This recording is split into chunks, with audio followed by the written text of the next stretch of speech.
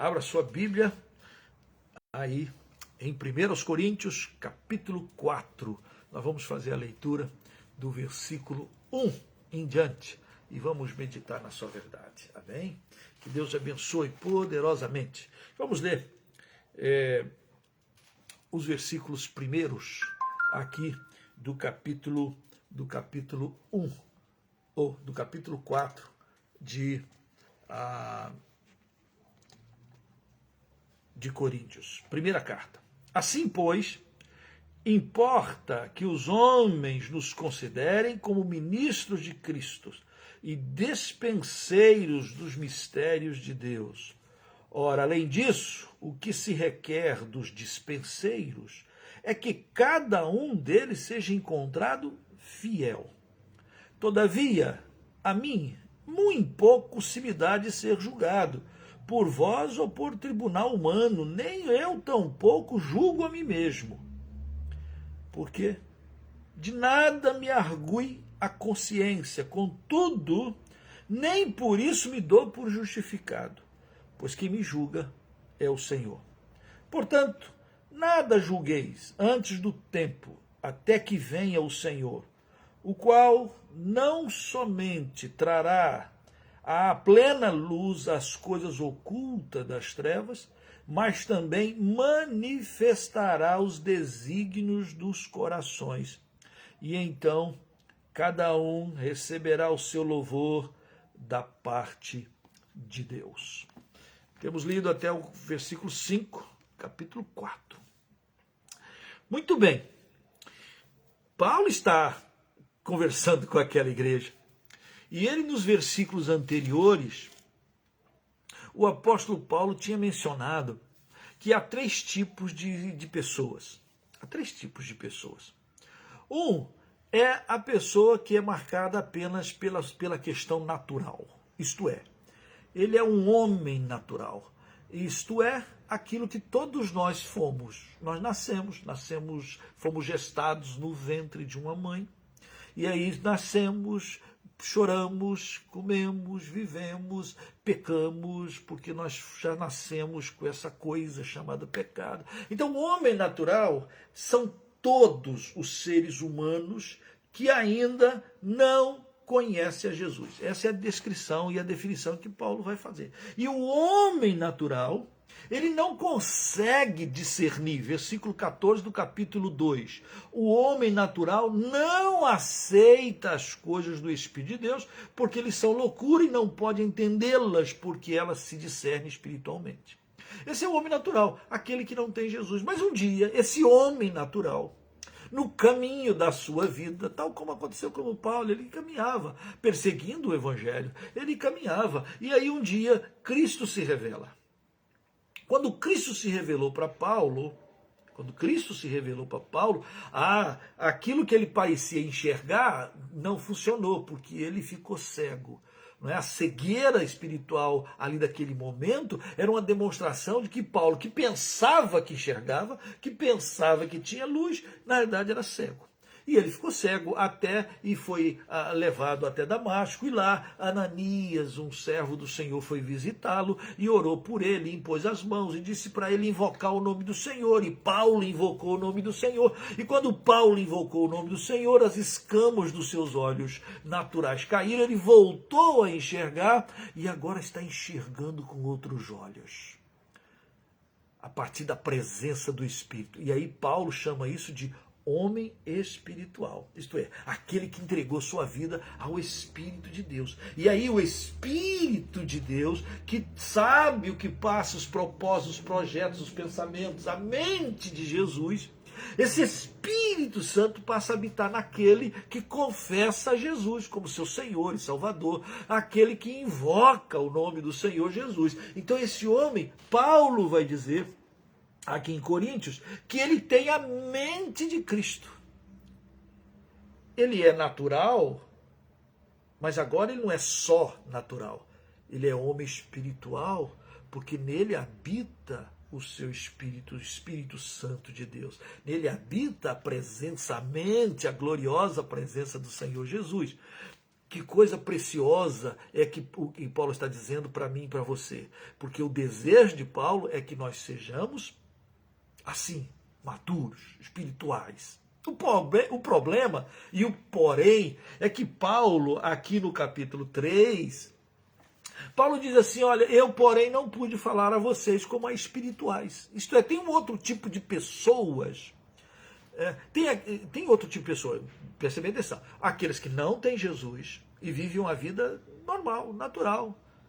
Nós andávamos assim, segundo o curso desse mundo, fazendo os desejos da carne, dos pensamentos, e segundo o príncipe da potestade do ar, e nós éramos desobedientes, filhos da ira. Esse é o homem natural, ok? O homem espiritual é aquele que tem Jesus e que quer caminhar na dependência, na voz, na orientação do Espírito Santo. O problema para nós, para a igreja, é que existe, Paulo diz, um outro tipo de cristão, de pessoas que deveriam ser maduros, já homens feitos espiritualmente falando, ainda são crianças, são bebês, são imaturos. Paulo chama isso de crianças e chama isso de carnais. Isto é, um homem carnal. Já vimos isso outrora. Eu só estou aqui dando um gancho. Porque quando Paulo está falando sobre esses 3 tipos de pessoas, ele está o tempo todo dizendo, olha, você precisa não ser criancinha. Não é só de leitinho, não. Você tem que crescer. Você tem que começar a comer, amadurecer e crescer na graça e na palavra. Não é? E você tem que parar de contendas, você tem que parar de ciúmes, você tem que parar de briguinhas, você tem que parar de coisas do velho homem. Em outra carta, Paulo diz que a gente deve fazer, pois, morrer a vossa natureza terrena. Essa natureza carnal que muitas vezes quer avolumar em nós, de tal maneira que a gente, dizendo amar Jesus, a gente ainda viva marcando e marcado com aquilo que é do ser humano, isto é, das coisas terrenas, das coisas carnais. E aí nós somos dominados pelos nossos próprios desejos, pensamentos, maldade, enfim, impureza, prostituição, lá se vai ter uma lista grande de coisas que Paulo diz, fazem pois morrer. Há uma luta sendo travada dentro de você, entre carne e espírito. O Espírito Santo luta contra essa tendência natural. E é nessa luta e é nessa paixão que a gente vai travando a nossa existência e nós vamos desenvolvendo a nossa fé. Quanto mais nós deixamos o Espírito Santo de Deus dominar, encher nossa vida, quanto mais nós vamos conhecendo a palavra e mais essa palavra vai entrando no nosso coração e mente, de tal maneira que nós vamos tendo a mente de Cristo, de tal maneira que nós vamos sentindo aquilo que Cristo sentia. Lembra que Paulo diz aos Filipenses, tende em vós o mesmo sentimento que também houve em Cristo Jesus? Então é a perseguição de ter o sentimento de Jesus, de ter a mente de Jesus. E nessa luta entre carne e espírito, você é fundamental. Porque se você alimentar a carne, a Bíblia diz que você vai colher corrupção. Se você pende para a carne, você vai inclinando para a carne, vai dar morte. Mas se você se inclina para o Espírito, se você se volta para Jesus, se você se volta para a verdade, você colhe vida e amor. Então, um é o cristão espiritual. E esse é o alvo. Esse é o alvo para cada um de nós. Ponto. Daí que aqui no capítulo 4, Paulo está exatamente se colocando nessa figura de dizer, olha, é importante que as pessoas percebam em nós que nós sejamos considerados, olha o versículo 1 do capítulo 4, que o mundo, que os homens tanto naturais, quanto espirituais, quanto carnais, nos considere como ministros, servos, embaixadores, servos de Deus e dispenseiros dos mistérios de Deus. Porque para um homem natural, as coisas de Deus é um mistério. As pessoas são tão inteligentes, você pode ver nos youtubers da vida, nas redes sociais, nos livros, enfim. Você vai ver pessoas inteligentíssimas, pessoas com tantos talentos, e quando você fala acerca de Deus, do amor de Jesus, da graça, eles não conseguem. Eles não conseguem. Parece, literalmente algo está escondido. É um mistério. E o que nós somos? O que você é? Que as pessoas precisam perceber é que nós somos dispenseiros. Isto é, nós vamos na dispensa celestial e nós distribuímos, e nós fazemos entender, e nós compartilhamos aquilo que era oculto, nós vamos revelando a partir da revelação que nós temos sido alcançados. Importa que os homens vejam em nós como seres servos de Cristo, ministro, remador de galera. A palavra ministro, ela hoje em dia tem essa questão política, não é? Governamental. Então, o presidente eleito, ele vai escolher os seus ministros, né? E aí fica parecendo que ministro é um negócio assim, gente graúda, né? No nosso contexto, no nosso português de hoje. Só que a palavra ministro e a palavra grega aqui, ela tem a ver com aquela pessoa que é o remador de galera. Sabe aquela pessoa que naquela época os barcos eram movidos ao remo, né? A vento e remo. Então o remador de galera era aquele cara que estava acorrentado ao navio, que ficava ali remando, e se entrasse numa batalha, eles eram os primeiros a afogar. Porque se o navio perde, se o navio afunda, o cara que está ali remando, ele é o primeiro a entrar no buraco, né? E assim por diante. Então a palavra ministro tem mais a ver com esse remador de galera. Isto é, aquele que está ali, acorrentado, aquele ali que está compromissado, de tal maneira que nós estamos aqui para remar e para vencer. E se formos destruídos, e se formos abatidos, nós vamos afundar com o barco, nós não vamos escapar. Remador de galera, em outras palavras, que nos considere como gente compromissada com Cristo, gente que está amarrada com Cristo, gente que está no seu barco e no seu barco não sai, e se é para remar, rema com força, que as pessoas vejam que a gente é comprometido com Jesus, que a gente é comprometido com a sua palavra, que a gente é comprometido com o verbo, que a gente está para servir e bendizer o seu santo nome, que as pessoas vejam que nós somos de cristãos de fato, que as pessoas vejam que nós somos verdadeiramente servos do Altíssimo Deus e estamos caminhando com o Senhor. Pense nisso. O que as pessoas pensam acerca de você? Você é um excelente médico, um excelente profissional, um bom professor. Que bom, que bom. Mas principalmente que as pessoas vejam em você que você é remador de galera. Isto é, você está aliançado com o Senhor, né? Você está alicerçado. Ele fez uma aliança conosco. Por isso que a gente, é até bom mencionar isso. Quando a gente celebra a Santa Ceia, a gente sempre está recordando, né, do cálice que a gente toma, não é? E o cálice é a nova aliança no meu sangue. Em outras palavras, o cristão, o crente, ele está aliançado, ele está ligado. E importa que as pessoas saibam que nós estamos. Importa que as pessoas saibam que nós somos crentes. Importa sim que nós somos amados e amamos ao Senhor. Importa que as pessoas saibam que pode 1000 cair de um lado, 10.000 do outro, mas nós estamos com Jesus. Então importa que os homens nos considerem como ministros de Cristo. Vejam, novamente, gente que é o remador da galera, Gente que está lá, a galera é o barco, é o remador do navio, é o navio do Senhor Jesus, e nós estamos ali amarrados, Senhor, nós vamos chegar do outro lado, e estamos remando, e o barco é que está indo, e nós somos remadores, nós somos compromissados com isso, não é? Então, mas não só isso, nós também somos os dispenseiros dos mistérios do Senhor. E aí no versículo 2, olha o que Paulo vai falar.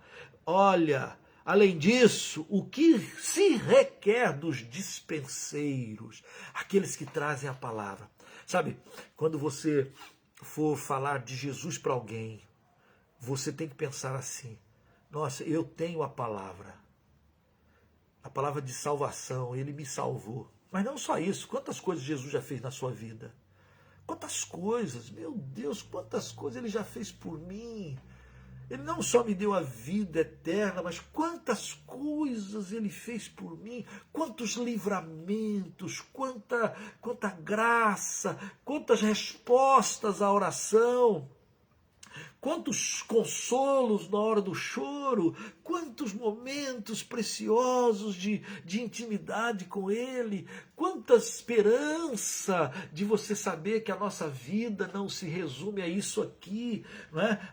Não, nós ansiamos por uma pátria celestial onde habita justiça, que não tem não, mas nós ansiamos, e isso mantém a gente no foco, isso não mantém a gente animados e alegres, exaltando ao Senhor. Quanta coisa boa o Senhor já fez, quanta coisa boa o Senhor está fazendo, quanta coisa boa o Senhor fará. Então, agarrado a Ele, abraçado com Ele, quando você for falar com alguém, fale daquilo que o Senhor já te deu, fale daquilo que você já recebeu, sabe? Você não precisa ficar inventando história, nem contando coisas que até você nem saiba.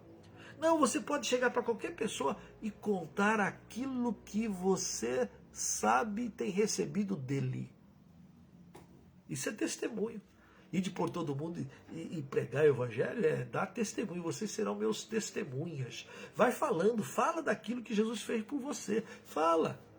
Vai falando dos milagres. Quantos milagres, quanta coisa boa. Não é? Nós temos tantas bênçãos. Isso não é só para mim.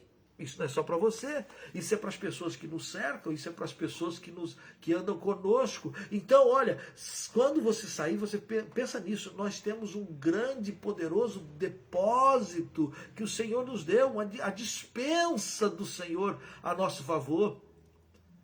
Né? A Bíblia diz, olhai lá para as coisas lá do alto, buscai as coisas lá do alto, buscai as coisas lá do alto, onde Cristo está. Oh, que coisa boa! A Bíblia diz que quando nós éramos pecadores, Ele deu a sua vida, nos salvou, porventura não nos dará graciosamente com Ele todas as coisas. Então nós podemos chegar lá, o véu rasgou, queridos, então nós podemos chegar lá e falar, e buscar, e trazer, e mais do que isso, dispersar, isto é, distribuir. Compartilhar. Então quando eu fala de Jesus para alguém essa semana, dá um testemunho para alguém. Amanhã você podia fazer isso. Olha, as pessoas precisam ver que eu sou compromissado com Jesus. As pessoas precisam saber e ver que eu estou ligado muito mais a Jesus do que a um partido político. Eu estou muito mais aliançado com o evangelho do reino do que com projetos humanos e planos daqui. Coisas que aqui vão ficar. Mas eu estou numa obra muito grande. E que adianta fazer essa obra grande desse mundo, se desse mundo fica? Que adianta ganhar o mundo inteiro e perder sua alma? Né? Então nós temos que compartilhar. Somos os bons dispenseiros. Ache alguém, compartilhe, fale isso. Agora, Paulo diz aqui, aos dispenseiros. O que se requer dos dispenseiros? É que cada um deles seja encontrado fiel. Pensa nisso. Deus requer de você e de mim, como bom dispenseiro da graça, dos mistérios de Deus, que cada um seja encontrado fiel. Em outras palavras, Paulo está falando que seja um homem espiritual, né? Fiel. Fiel, fiel ao Senhor, fiel como Daniel, que era fiel de todas as formas possíveis. Daniel era fiel. Daniel era um homem fiel. Fiel no seu trabalho, fiel na sua verdade, fiel ao Senhor. Nada tirava dele o desejo de ser: Senhor, eu sou do Senhor. Olha, mas quem for fiel, quem orar, quem não sei o que, vai ser preso, vai ser... Daniel abria a janela e orava 3 vezes ao dia, como ele de costume fazia. Foi parar no buraco dos leões, né? Na cova dos leões. Tá bom, na cova dos leões. A fidelidade não tem a ver com as circunstâncias momentâneas difíceis que a gente passa. A fidelidade tem a ver: Deus está me olhando e Deus Deus quer de mim e requer de mim e que eu seja encontrado fiel. Interessante, não? A primeira pergunta que me vem aqui é: encontrado fiel onde, quando e por quem?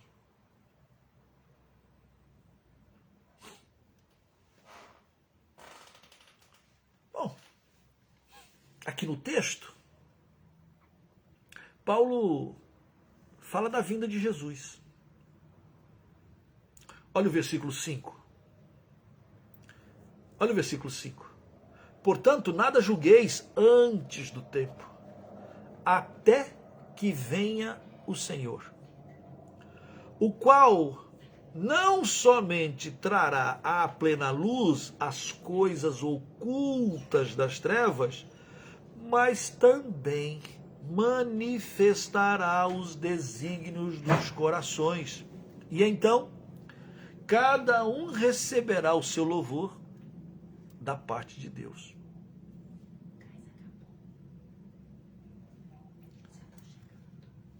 Até que venha.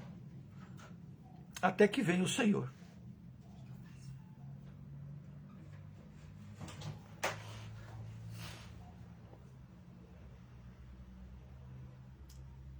Quando o Senhor voltar, vai me encontrar fiel?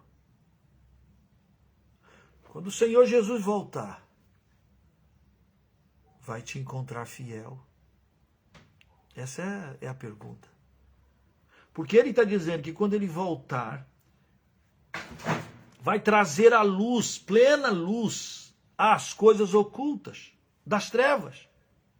Então aquilo que a gente não sabe, aquilo que está acontecendo, as vergonhas, os arranjos, as mentiras, as fake news, os desencontros, as armações das trevas ocultas, aquelas osciladas. A Bíblia diz que o Senhor vai revelar tudo. Aliás, a Bíblia diz que não haverá pecado que não seja revelado. Né? Não haverá, não há.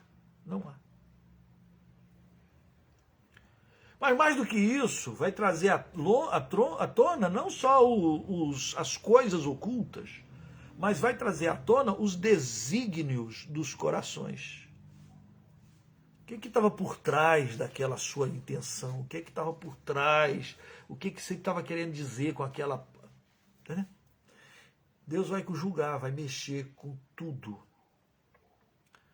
O que Deus espera de mim e de você? Que a gente seja encontrado fiel. Fiel, firme. Eu sei que meu Redentor vive, que por fim se levantará. Eu sei que ele reina, eu sei que ele vem, e eu quero estar firmado na sua palavra, na sua verdade. Amados, meus irmãos queridos, nós não fomos salvos do modo natural de viver, para a gente viver de uma forma carnal, de uma forma cheia de contendas, ciúmes, imoralidades, vaidades, preguiças. Preguiça, ô pecadozinho. Não. Nós não fomos chamados para viver uma vida cristã medíocre, na média. É bem verdade que Paulo, e nós já vimos isso no último estudo, que algumas pessoas vão ser salvas como que pelo fogo, vão passar queimadinho do outro lado. Paulo chama isso de os crentes carnais. Crente, aceita Jesus, mas vive mais preocupado com as coisas desse mundo do que com as coisas de Deus e nunca produzem frutos dignos de arrependimento. Nunca frutificam. Paulo não diz que eles não vão para o céu. Paulo diz, vão para o céu. Vão passar como que pelo fogo, mas coitado. O desejo e a vontade do Pai para você e para mim é que nós sejamos, pelo contrário, fiéis. E que as pessoas nos vejam não como gente carnal, corrupta, mentirosa. Nós estamos vivendo uma época em que falar que é crente hoje não quer dizer muita coisa, não é? Anos atrás, uma pessoa chegou para um delegado lá e disse assim, seu delegado, o senhor tem que ir lá porque do lado da minha casa tem um grupo lá de crente. Vai lá porque eles... Então tem que fazer alguma coisa. Acabar com essa gentalha. Aí o delegado abriu a porta da cadeia e falou assim para ele assim, querido, tem aqui algum crente? Nenhum. Tem aqui algum evangélico? Não, nenhum. Aí o delegado olhou para aquela pessoa que queria que ele fosse fazer alguma coisa contra, ele falou assim, como é que eu posso ir brigar com o pessoal que não me dá trabalho nenhum, que não faz nada de errado aqui, eu não tenho nada aqui para falar de errado. Essa é uma história antiguinha, da época que gente cristã queria ser encontrado fiel. Fiel a Deus, que vê todas as coisas, fiel a Deus que vai julgar todas as coisas, mas também fiel diante dos homens. Para que os homens nos considerem como dispenseiros, como missionários, ministros, remadores de galera, gente compromissado com a verdade, gente compromissado com a palavra, gente compromissado com Jesus, gente apaixonado por Jesus, gente que tem a mente de Cristo, gente que quer ter o mesmo sentimento que houve em Cristo Jesus. Porque esse mundo passa. Nós estamos precisando que Deus levante de uma geração, tal como Paulo está dizendo aqui. Nós estamos precisando de novo de um avivamento. Porque importa sim que os homens nos considerem como remadores desses navios, do navio de Jesus, da arca de Jesus. Gente compromissada. Gente que está ligado com Jesus acima de tudo. E gente que é dispenseiro dos mistérios do Senhor. E gente que é fiel. De tal maneira que os homens sabem que somos. Mas de tal maneira que Deus, quando voltar, que há de julgar, vai também colocar a luz em todos os nossos atos, em todas as circunstâncias ocultas das trevas. Ah, Deus não perdeu o fio da meada. Deus continua no centro, com todo o seu poder. E Deus está convocando você e a mim para entrarmos nessa batalha. Na batalha de sermos parecidos com Jesus. na batalha de sermos dispenseiros dos mistérios de Deus, na batalha de ser encontrado fiel, nessa luta que a gente tem entre carne e espírito, que o Espírito do Senhor reine sobre a sua vida, para a honra e glória do seu santo nome. Que Deus te abençoe. Que Deus fortaleça a sua alma, a sua casa. Que Deus inunde o seu coração. Que Deus te abençoe. É meu desejo, é minha oração. Em nome de Jesus. Vamos orar? Senhor, tempos difíceis estamos vivendo. E muitas vezes nós somos jogados para um lado e para o outro. E muitas vezes nós vamos perdendo o rumo, o tino, a direção. Oh Deus, ó Santo Espírito, venha a nós agora e confirma em cada coração, em cada mente, o verdadeiro e genuíno compromisso com a tua verdade, com a palavra. Que cada um entenda que o Senhor conta conosco, que o Senhor olha para nós e vê e pede a nossa fidelidade ao Senhor. Ó Deus, que o Senhor encontre em nós, que encontre sempre, em cada momento, um coração fiel, um coração disposto para te servir, para te bendizer. Tem misericórdia de nós, tem misericórdia da tua igreja, tem misericórdia das nossas vidas. Nós clamamos no nome de Jesus Cristo. Aviva, Senhor, a tua obra. Aviva, Senhor. Nós clamamos. No decorrer dos anos, faze-a conhecidas. Glorifica teu nome. Em o nome de Jesus. Amém. Amém. Amém. Amém. Deus te abençoe.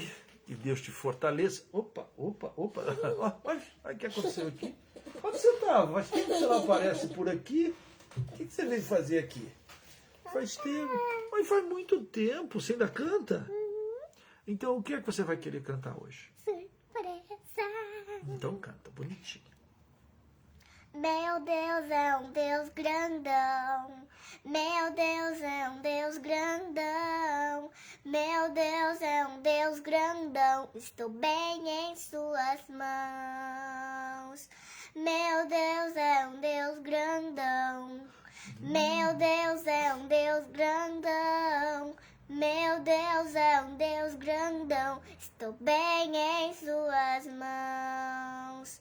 Mais alto que o arranha-céu, mais profundo que o submarino. Maior que o universo, desde tudo que eu sonhei.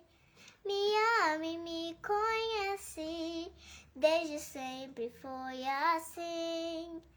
É bom saber que Ele tem um plano para mim. Meu Deus é um Deus grandão. Meu Deus é um Deus grandão. Meu Deus é um Deus grandão. Estou bem em suas mãos. Estou bem em suas mãos. Estou bem em suas mãos. Amém. Deus te abençoe. Fique nas mãos do Deus grandão e você seja sempre encontrado fiel. Deus te abençoe. Até quarta-feira que vem. Se Deus assim o permitir, vamos continuar estudando a primeira carta aos Coríntios.